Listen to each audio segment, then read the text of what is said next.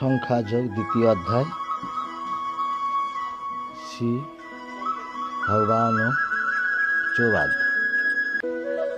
সঞ্জয় বলিলেন, মধুসূদন উক্ত প্রকার কৃপাদিষ্ট শত্রুপূর্ণ লোচন ও বিষণ্ণ অর্জুনকে এই বাক্য বলিলেন। শ্রী ভগবান বলিলেন, হে অর্জুন, এই রূপ সংকটে কোথা হইতে অনার্য সেবিত স্বর্গ প্রতিরোধক এবং অজস কর্ষ মোহ তোমাতে উপস্থিতি হইল। হে পার্থ, তুমি কাতর হইও না, ইহা তোমার উপযুক্ত নহে। হে শত্রুতা পণকারী, সামান্য হৃদয়ে দুর্বলতা পরিত্যাগ করিয়া উত্থিত হও। অর্জুন বলিলেন, হে শত্রু মধুসূদন, আমি বাণ সমগ্রহের দ্বারা কি রূপে যুদ্ধক্ষেত্রে পূজ্য ভীষ্ম এবং দ্রোণের সহিত যুদ্ধ করিব? মহানুভাব ভব গুরুজনদিগকে হত্যা না করিয়া ইহলোকে বিক্ষণ্ণ ভজন করিয়াও বরং শ্রেয়স্কর, কিন্তু গুরুজনদিগকে হত্যা করিয়া ইহা কালেই শোণিত যুক্ত অর্থ কামাক্ষ ভোগ সকল উপভোগ করিতে হইবে। আমা তাহাদিগকে জয় করি অথবা তাহারা আমাদিগকে জয় করুক, কোনটি গুরুতর বুঝিতে পারিতেছি না।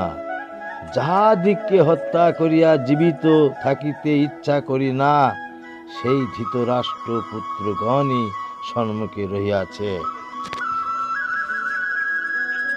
কাপুণ্য অর্থাৎ দৌন দোষে দৃষ্টিত্ব চিত্ত এবং ধর্ম বিচারে সন্দিগ্ধ গমনা হইয়া আমি তোমাকে জিজ্ঞাসা করিতেছি, আমার পক্ষে যা সৌ তাহা বলো। আমি তোমার শরণাগত শিষ্য, আমাকে উপদেশ দাও। ভূমণ্ডলে নিষ্কণ্ঠক মধু সুষুমধ রাজ্য, এমনকি দেবগণের অধিপত্য প্রাপ্ত হইলেও যাহাতে আমার ইন্দ্রিয়গণের শোক এই শোক নিবারিত হইতে পারে, এই রূপ কিছুই দেখিতেছি না। সঞ্জয় বলিলেন, শত্রুজয়ী জিতেন্দ্রিয় অর্জুন, আমি যুদ্ধ করিব না। গোবিন্দকে এই কথা বলিয়া মৌন বলবান করিলেন। হে ভারত, হৃষিকেশ যেন হাসিতে হাসিতে উভয় পক্ষীয় সৈন্যর মধ্যে বিষণ্ণ বদন অর্জুনকে এই বাক্য বলিলেন।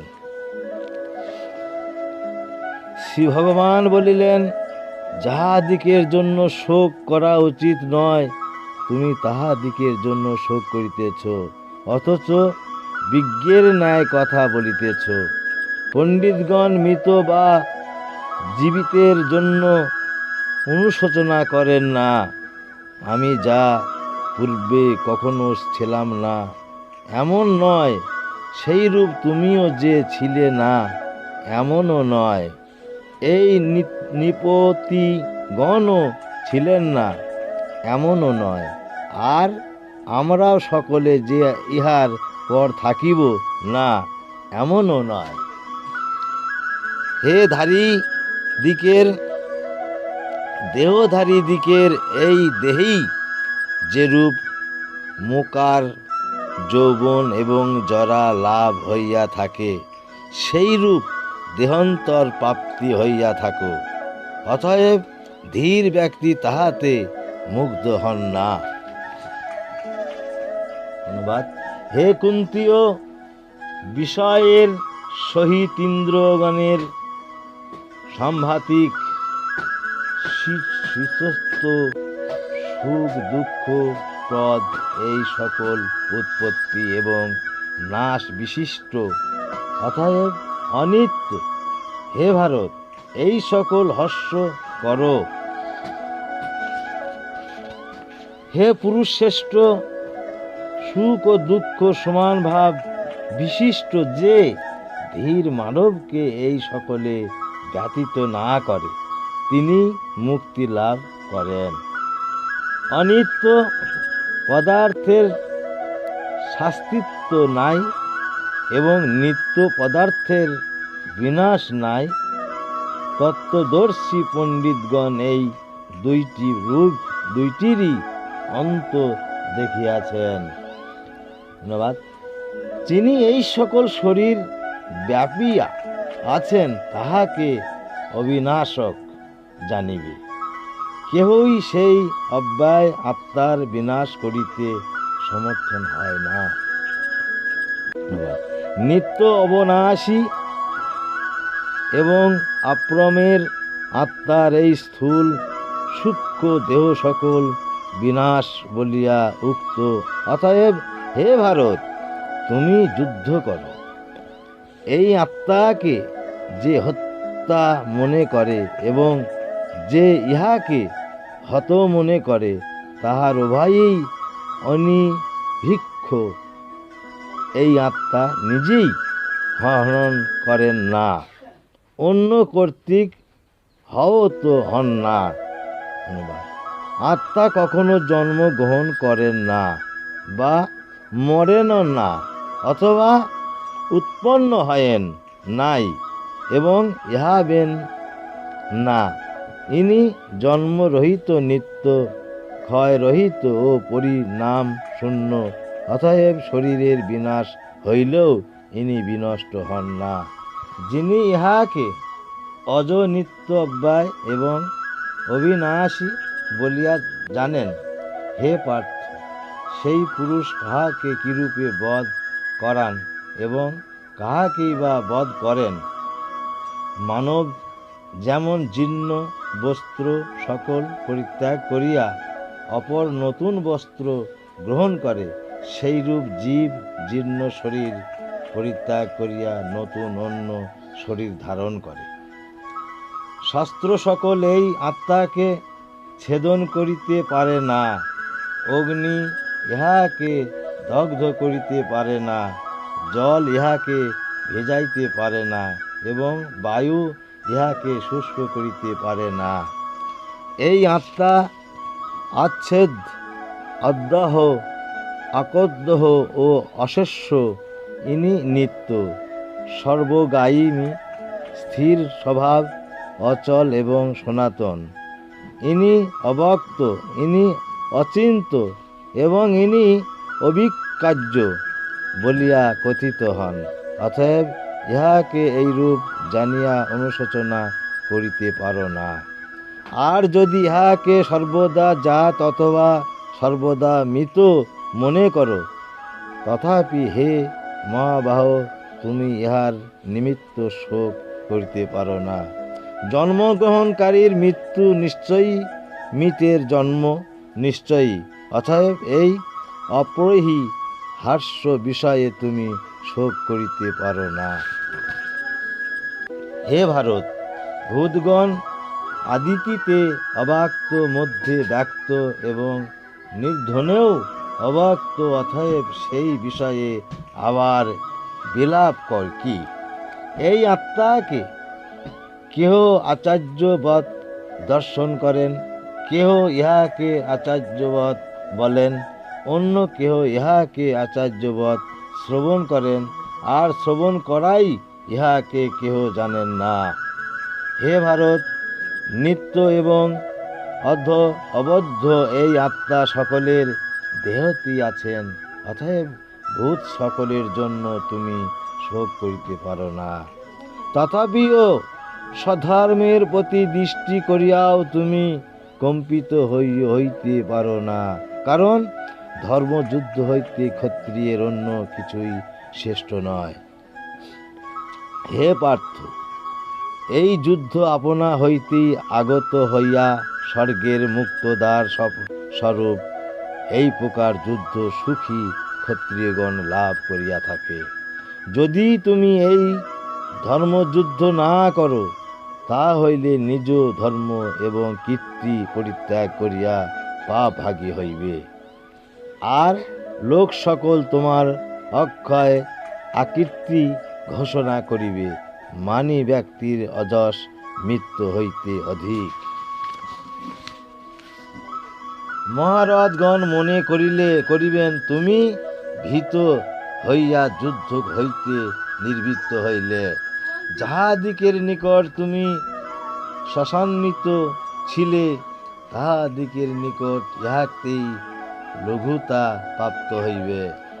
তোমার শত্রুগণ তোমার সমর্থের নিন্দা করিয়া তোমাকে অবক্ত কথা বলিবে, ইহা হইতে অধিক দুঃখের বিষয় আর কি আছে? হত হইলেও স্বর্গ লাভ করিবে, জয়ী হইলেও পৃথিবী ভোগ করিবে। অতএব হে কুন্তীয়, যুদ্ধ করিতে কৃত নিশ্বাস ইহা কথিত হও।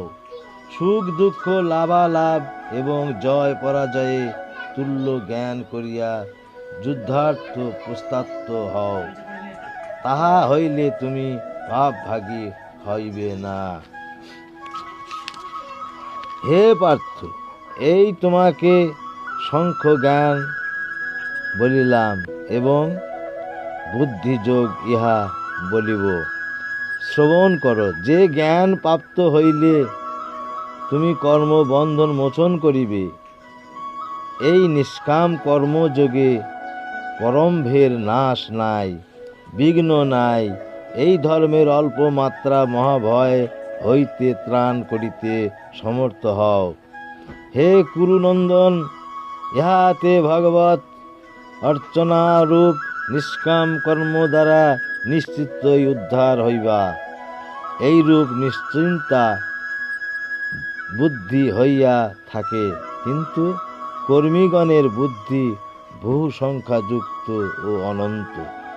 হে পার্থ, বেদের মুখ তাৎপর্য না জানিয়া তাহার গৌণার্থে বিচাররত কর্মফলের অতিরিক্ত কিছুই নাই, এইরূপ যাহারা বলে, সেই অনভুক্ত ব্যক্তি সকল এই বাক্য ব্যবহার করিয়া থাকে। কামতা স্বর্গপরায়ণ ব্যক্তি সকল ভোগ্যশ্বরের সাধনস্বরূপ ক্রিয়া বিশেষ বাহুল জন্মকর্ম ফলপ্রদ যে এই রমণীয় বাক্য বলিয়া থাকে। আপাতত মনোজ্ঞ ব্যক্তি দ্বারা অপহত চিত্ত এবং ভোগ্যসহ্য বিনিযুক্ত ব্যক্তি সকল তাহাদিকের ব্যবসায়িকা বুদ্ধি দ্বারা সমাধি প্রাপ্ত হয় না। বেদ সকল কর্মফল প্রতিপাদক। হে অর্জুন, তুমি নিষ্কাম হও। তুমি ধৈর্য বলবান পূর্বক শীতজ্ঞ ও সুখ দুঃখাদি দ্বন্দ্ব সহিষ্ণু, গোপক্ষ ও আপ্রমত্ত হও।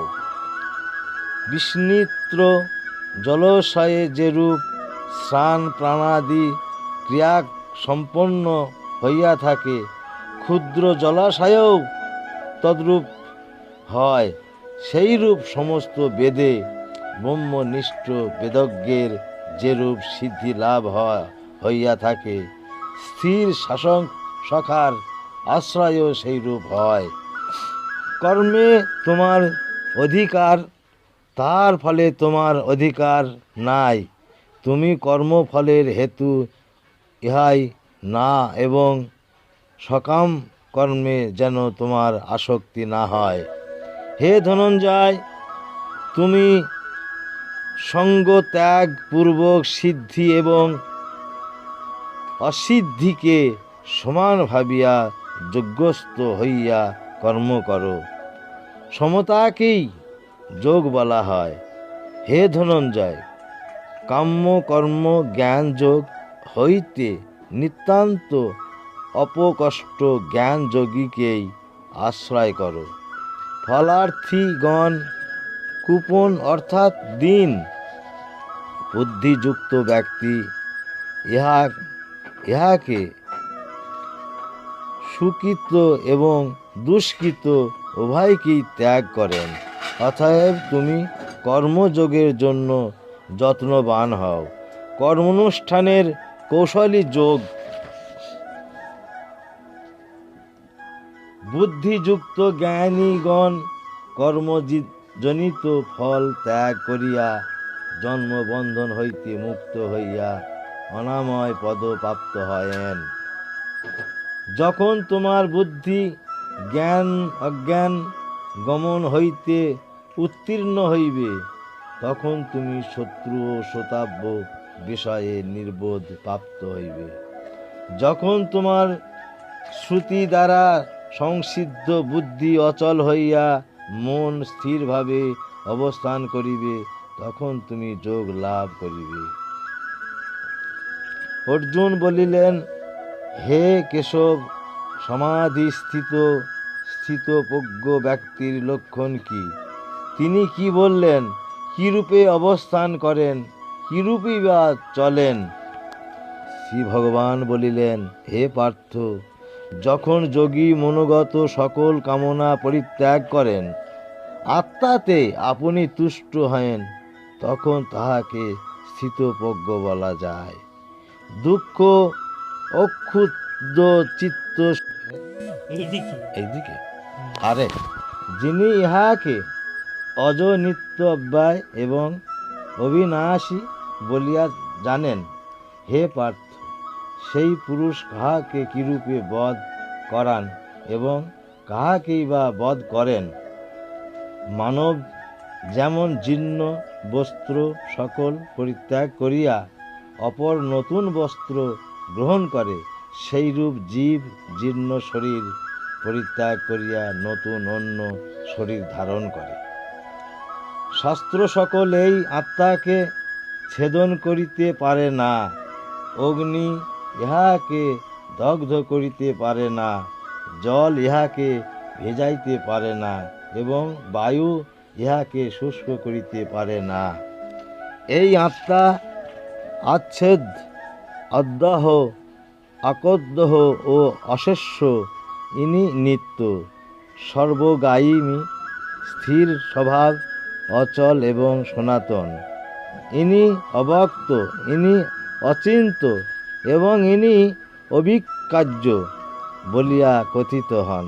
অতএব ইহাকে এইরূপ জানিয়া অনুশোচনা করিতে পারো না। আর যদি ইহাকে সর্বদা জাত অথবা সর্বদা মৃত মনে করো, তথাপি হে মহাবাহ, তুমি ইহার নিমিত্ত শোক করিতে পারো না। জন্মগ্রহণকারীর মৃত্যু নিশ্চয়ই, মৃতের জন্ম নিশ্চয়ই। অতএব এই অপরিহি হাস্য বিষয়ে তুমি শোক করিতে পারো না। হে ভারত, ভূতগণ আদিতিতে অব্যক্ত, মধ্যে ব্যক্ত এবং নির্ধনেও অব্যক্ত। অতএব সেই বিষয়ে আবার বিলাপ কর কি?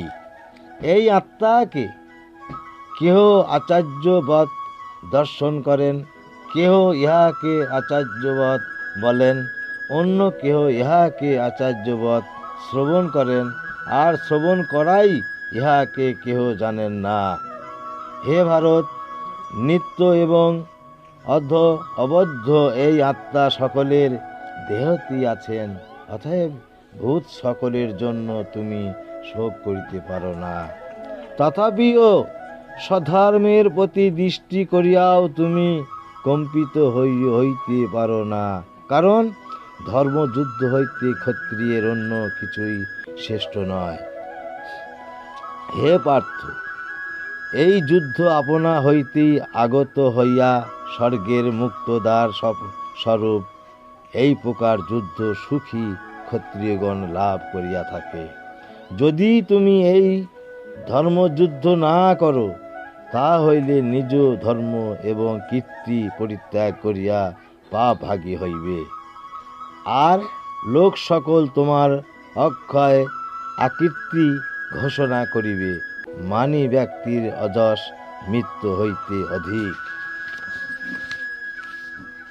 মহারথগণ মনে করিবেন তুমি ভীত হইয়া যুদ্ধ হইতে নিবৃত্ত হইলে।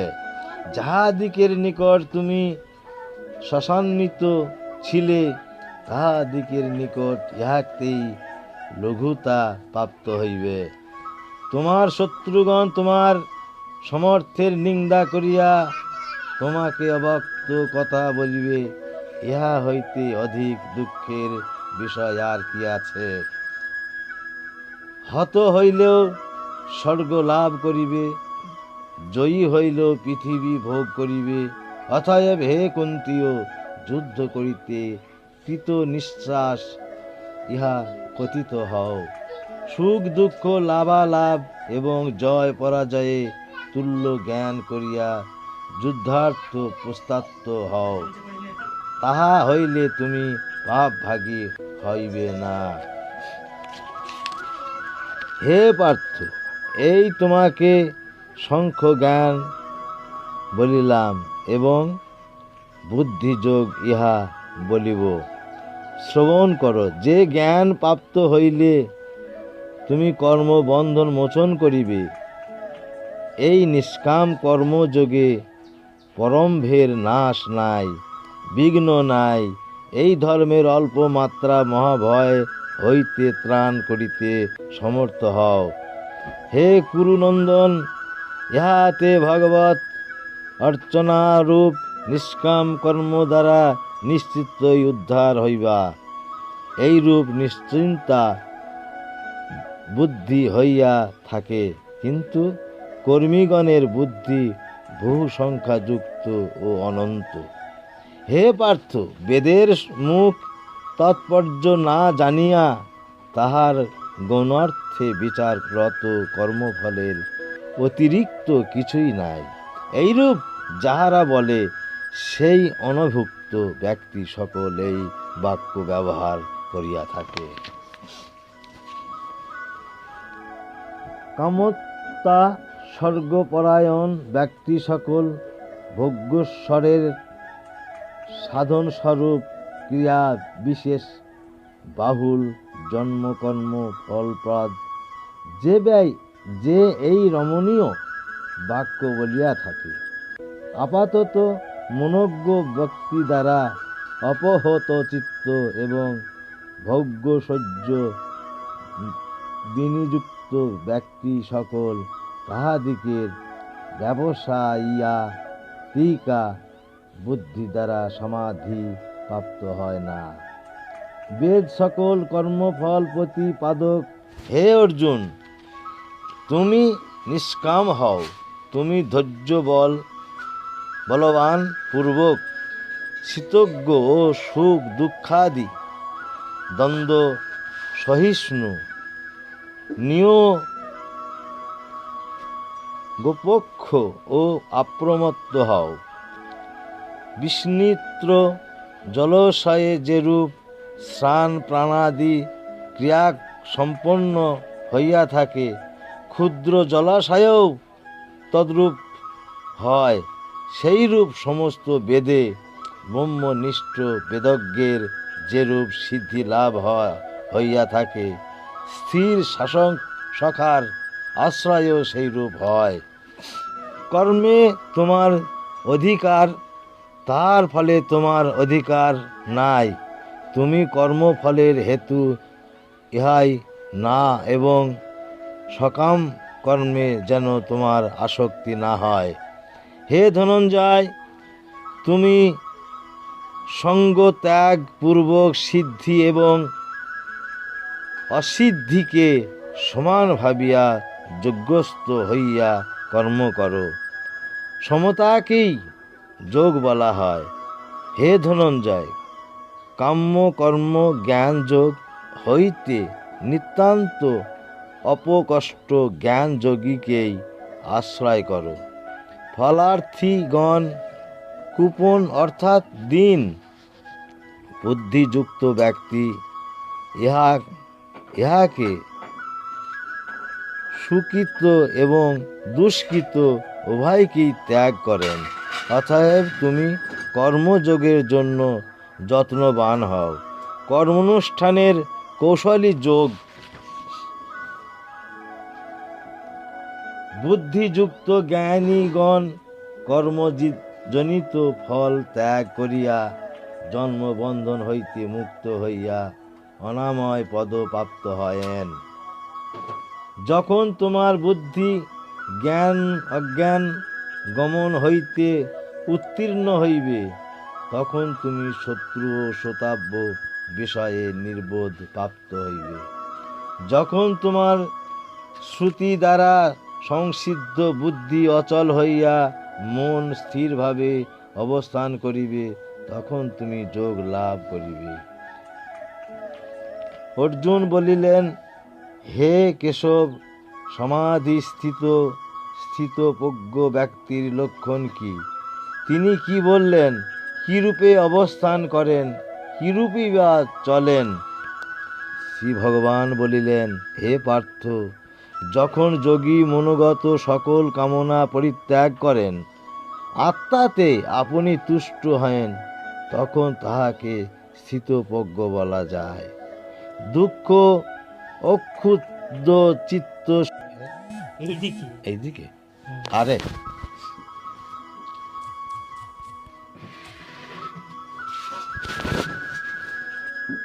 যিনি ইন্দ্রের বিষয় সকল হইতে কচ্ছপের অঙ্গের ন্যায় ইন্দ্রিয়গণ প্রত্যাহত করিতে পারেন, তাহার জ্ঞান প্রতিষ্ঠিত। নিরাহার দেহীর বিষয় সকল বিনিবৃত্ত হয়, কিন্তু বিষয় তৃষ্ণা যায় না। স্থির প্রতিজ্ঞিত ব্যক্তির বিষয় তৃষ্ণাও পরমাত্মা সাক্ষাৎকারে বলিয়া পাইয়া থাকে। হে কুন্তী, ও যত্নশীল ব্যক্তি বিবেকী পুরুষের মনকেও পরমার্থী ইন্দ্রিয়গণ বলপূর্বক হরণ করে, অর্থাৎ বিষয় বিমুখে লইয়া যায়। অতএব যোগীও ওই সকল ইন্দ্রিয় সংযত করিয়া আমাপরায়ণ হইয়া অবস্থান করিবেন। কারণ ইন্দ্রিয়গণ যাহার বশীভূত হয়, তিনি স্থিরপ্রজ্ঞ হয়েন। বিষণ্ণ চিন্তা করিতে করিতে পুরুষের সঙ্গ লাভের বাসনা জন্মে, সঙ্গ হইতে কাম জন্মে, কাম হইতে ক্রোধ জন্মে, ক্রোধ হইতে সস্নেহ হয়, স্নেহ হইতে স্থিত অংশ হয়, স্তুতি ভংস হইতে বুদ্ধি নাশ হয়, বুদ্ধি নাশ হইতে বিনাশ প্রাপ্ত হয়। রাগ দ্রোশূন্য আত্মা বশ্য ইন্দ্রিয় সমগ্রহের দ্বারা বিষয় উপভোগ করিলেও বশীকৃত চিত্ত ব্যক্তি শান্তি লাভ করিয়া থাকেন। প্রসাদের দ্বারা সকল দুঃখের হানি হইয়া থাকে। প্রসন্ন চিত্তের বুদ্ধি শীঘ্রই প্রতিষ্ঠিত হয়। অযুক্তের বুদ্ধি নাই, অযুক্তের ভাবনা নাই, ভাবনা শূন্যের শান্তি নাই। যাহার শান্তি নাই, তাহার সুখ কোথায়? মন বিষয়ে ভ্রমণশীল অবশীকৃত ইন্দ্রিয়গণের মধ্যে যে কোনটির অনুসরণ করে, সেই ইন্দ্রিয়টি বায়ু কর্তৃক সমগ্রে ঘৃণায় মান নৌকার ন্যায় তাহার বুদ্ধিকে হরণ করে। অতএব হে মহাবাহু, যাহার ইন্দ্রিয়গণ ইন্দ্রিয়ের বিষয় হইতে সর্বপ্রকারে নিগৃহীত হইয়াছে, তাহারাই প্রজ্ঞা প্রতিষ্ঠা, অর্থাৎ তিনিই স্থিতপ্রজ্ঞা। যাহা সর্বভূতের রাত্রি সংযমী, তাহাতেই জাগিয়া থাকেন। সর্বভূত যাহাতে জাগিয়া থাকে, তাহাই তত্ত্বদর্শী মুনির রাত্রি। পরিপূর্ণ অথচ স্থির প্রতিষ্ঠিত সমুগ্রহে যেরূপ নদী সমুদায় প্রবেশ করে, সেই রূপ ভোগ সকলের যাহাতে প্রবেশ করে, তিনি শান্তি লাভ করেন ও ভোগচ্ছন্নগণ সেই শান্তি পায় না। যিনি সর্বকর্মা পরিত্যাগ করিয়া নিষ্পাহ, মমতা শূন্য এবং অহংকার বিহীন হইয়া বিজমান করেন, তিনি শান্তি লাভ করিয়া থাকেন। হে পার্থ, ইহাই ব্রহ্ম জ্ঞান নিষ্ঠা হইয়া প্রাপ্ত হইলে মুগ্ধ হইতে হয় না। অন্তিম সময়েও ইহাতে থাকিয়া পরম ব্রহ্ম লয় প্রাপ্ত হয়।